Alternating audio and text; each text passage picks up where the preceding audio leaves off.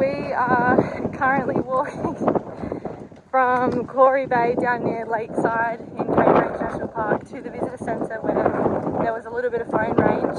Something's wrong with Joey. He started a bit rough this morning and we've just started him up after having lunch and he's running like an absolute dog now. yeah,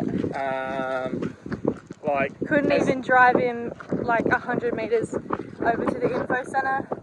He just conks out. Yeah, his wind's great. Yeah.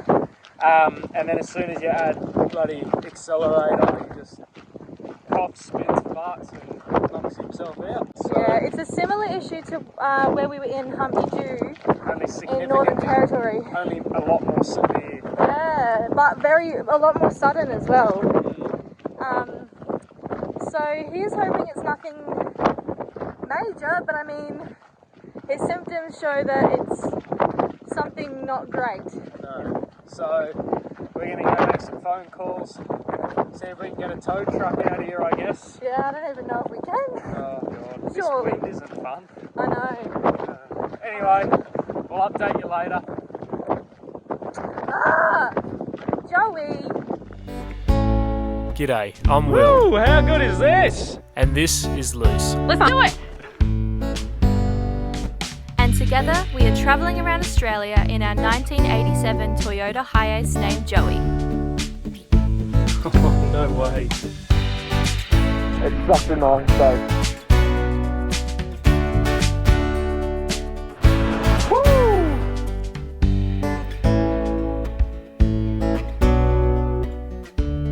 Follow along to see these roads we roam. So we rang the roadside to see if we can get a tow truck.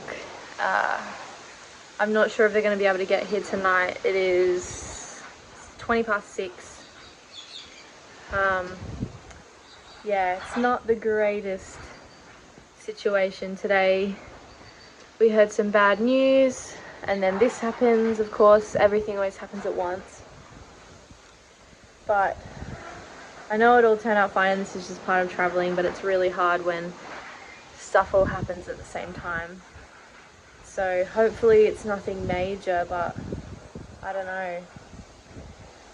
It's not a bad place to be stuck for the night if we do have to stay. It's a really nice spot. We're not technically meant to be here, but the lady assured me that if any ranger came past and told us off, that we could call her and she would sort it out for us. So we might have to camp here tonight. We'll see. Not a great day today, but there's always tomorrow, I guess.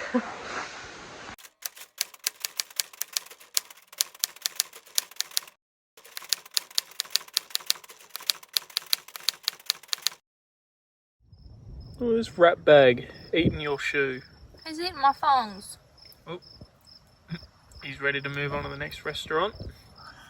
He's on a pub crawl.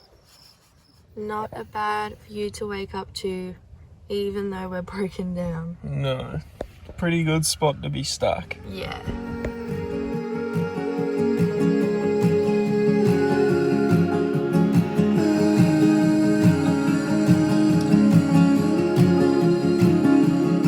Well, I left my shores 1 month ago.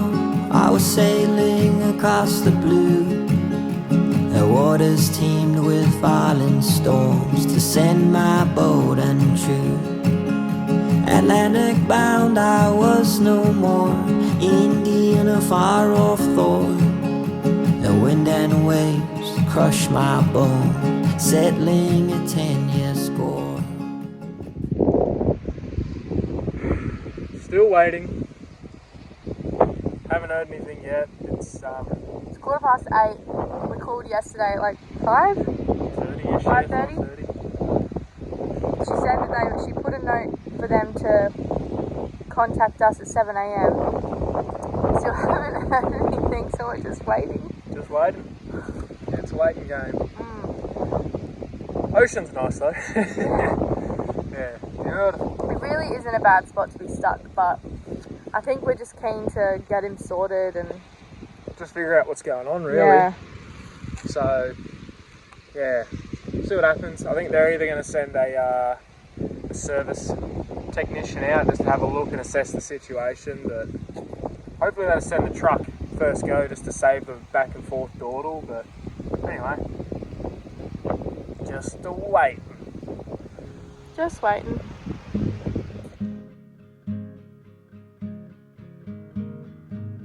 So when old mate from the tow company arrived, he quickly scanned over the engine to confirm it could not be repaired roadside, our first thoughts being a fuel delivery problem.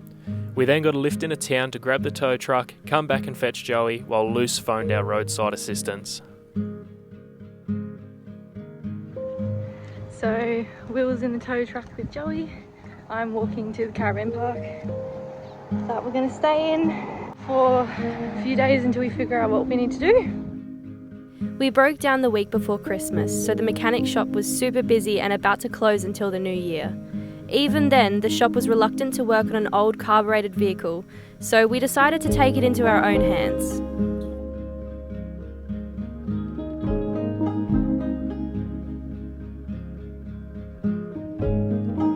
I began with some basic troubleshooting to rule out some simple possibilities, starting with the spark plugs. The way I'm testing it is, so they're a bit black because obviously there's a lot of unburnt fuel going through the engine at the moment, but they're all coming out dry. Make sure it's touching an earth, which is the whole engine block. And I've got it down here because it's somewhere dark, so I can see if the spark is happening. Turn the car over, and I can see a spark. Yeah. Did you see it? Yeah. Yeah, so all 4 of our plugs It's still sparking. are sparking, which means we have spark. So that's one of the 3 elements. Right now I'm just rotating the engine a little bit until my mark shows me that the engine is at top dead center. Left a little white mark, and that looks like it's in the right spot. This is our number 1 cylinder spark lead here. So if the rotor button is facing up that way, which it is, that means our timing is still pretty good, so that'll eliminate that issue. So we've got spark, the engine's in time. I think we've got fuel, but we're gonna go and grab some parts from the auto store now, or some bits and pieces like carby clean. I'll pull this carburetor off, make sure it's 100%, and then, I don't know, we'll figure something else out after that.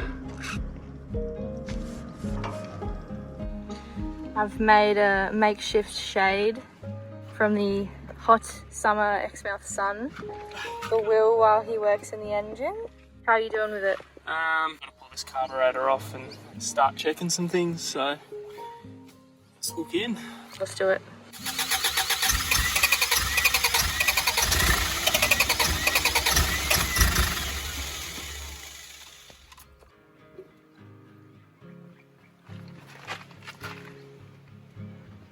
Out comes the carburetor. Out comes the carby. I disassembled the carburetor to check its internals, however a stubborn screw gave me some strife.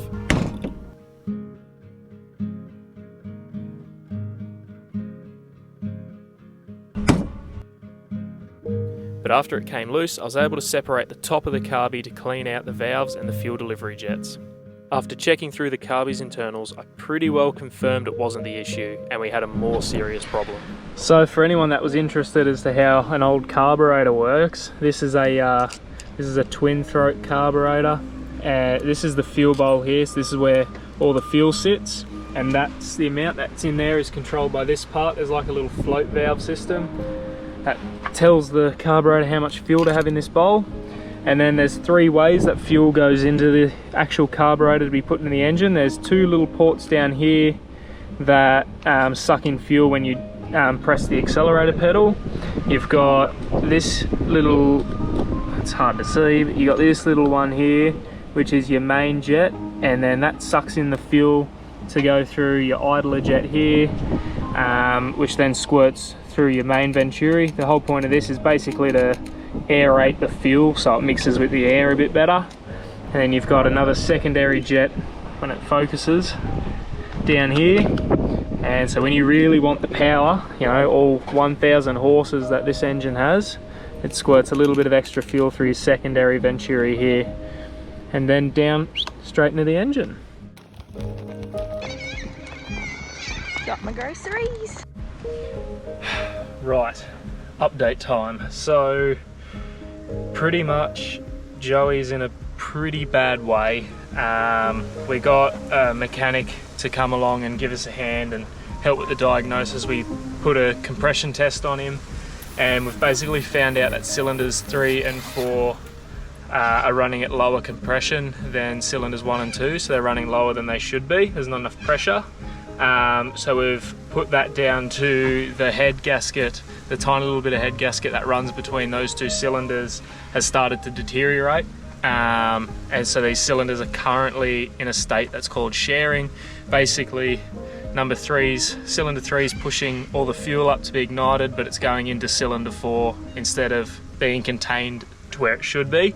So we're at the point now where I've just drained all the coolant out. So all of these hoses from on top of the engine need to come out. I'm going to pull the carburetor out again so it's out of the way, and then basically we're going to replace the head gasket and all the other top end engine gaskets as well. So from this point here upwards, we're pretty much going to be pulling out of Joey. So we'll pull all the rockers and the valve train out, all the hoses, cables. I've already pulled out the electrical system. So yeah, things just got interesting.